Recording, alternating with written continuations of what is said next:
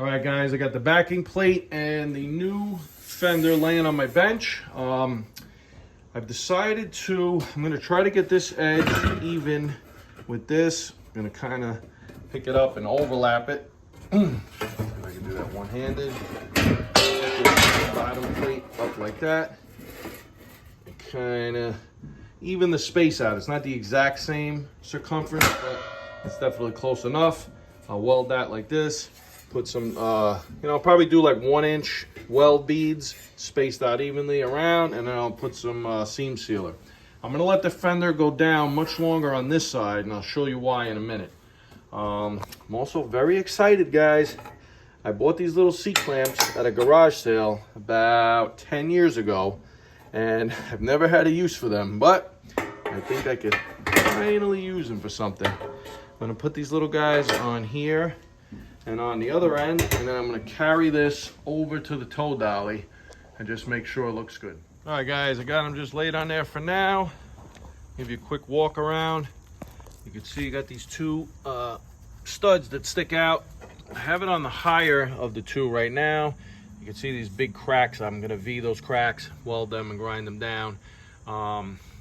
This plate right here is actually twisted. I don't know if this thing was in an accident or something years ago.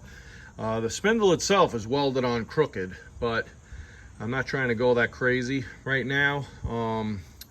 So I'm just gonna put the fender on as it is. The way the fender sits itself is also a little crooked to the tire. So I might have to just add a little shim on the back side here. Maybe I'll just weld something, and I'll just get the fender to kind of twist that little tiny bit. But for the most part, it's not too bad.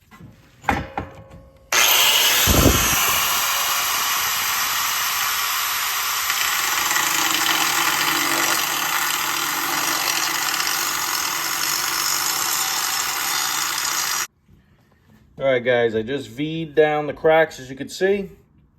Crank up a little extra heat on the welder, and I'll just put a couple nice beads. I'll try to just go easy as I approach this hole here, so I think I'm gonna end up using the top two holes just to give a little extra clearance on my tire. Most likely, I'll just have to take the drill with the burring bit and just clean that up a little when done. Then I'll flip it over, V the other side, and do the same thing. All right, guys, I misspoke a minute earlier. Also welded up these two little holes that were here for some reason. I don't go that crazy trying to get this perfect, guys. It's just a trailer. I'd rather leave more of the weld if I could for a little extra strength. But anyway, so this is the inside. So the whole entire plate is basically in this area. So I have to grind these welds down. When I flip it over and I weld that side, I could get away with just grinding enough for the head of the bolt. All right, I got the cracks welded in. These holes welded and semi-smoothed it out. I just took down a little bit more paint around the edge, and I got my seat clamp still holding. Gonna kind of jump around. I put like a 1-inch bead, space it out a little, 1-inch bead, space it out, 1-inch bead.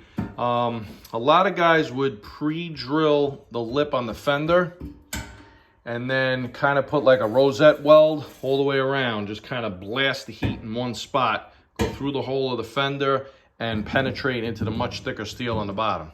I don't want to spend the time to drill the holes, so I'm just going to do, like I said, 1-inch bead, spaced, 1-inch bead, maybe like 3 inches in between every 1-inch bead.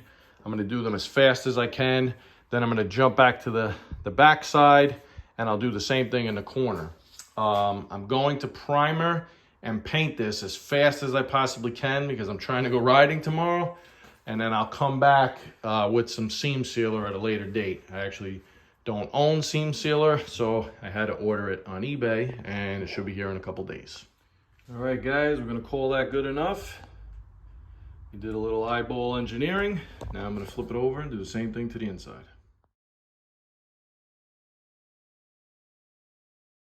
All right, we're moving right along, guys. I want you to look at these three kind of like discolored spots.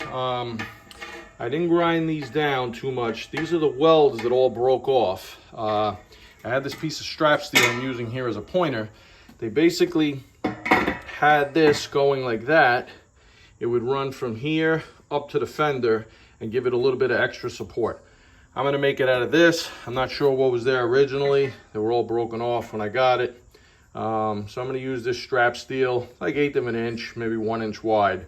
I'll probably just give it a little bend at the bottom, quick weld, little bend on top, quick weld, and we'll be done. I didn't bother measuring anything, guys. I just, you know, went to a length I liked, made some cuts, and then I laid one on top of the other, and just cut away. That's gonna go something like that. I'm gonna put a bend here and a bend there, and then we'll get some welding on it. I mounted all 3 in my vise on my big Bridgeport, and I'm just gonna take a lump hammer, just do that until I like the angle. We'll go with something like that, I think. All right, so you definitely don't need any high-tech equipment to do this stuff, guys. Just using a block of wood here. I put them all straight across. I didn't film it, unfortunately, but I was able to fit all of them straight across in my vise. They just hung off the edge a little. I put this piece of wood on the top to hold down on the vibrations, and I kind of hit them along the bottom with the hammer. I got them roughly bent into the shape that I want, but you can see here, it needs to be a 90-degree angle. So I still have a little ways to go. I'm gonna put most of the bend just in the one side, and I'm gonna do them one at a time. I mount them in the vise, and then I just bend it until I hit my mark right here. All right, you can see the angles are looking pretty good here. I put the sharper angle on the bottom, so hopefully I'll clear the tire. So basically this is a little bit further this way. The one on the top is coming out a little bit over the top of the tire. I'm going to just tack these. Of course, the weld that I left here, I have to just get rid of, or else I'm going to be right over the top of it like that, which I don't want to do. Grind that down quick. The other ones look pretty good. I'm just going to put 1 tack per brace, and I'm going to bring it over and check it on the trailer.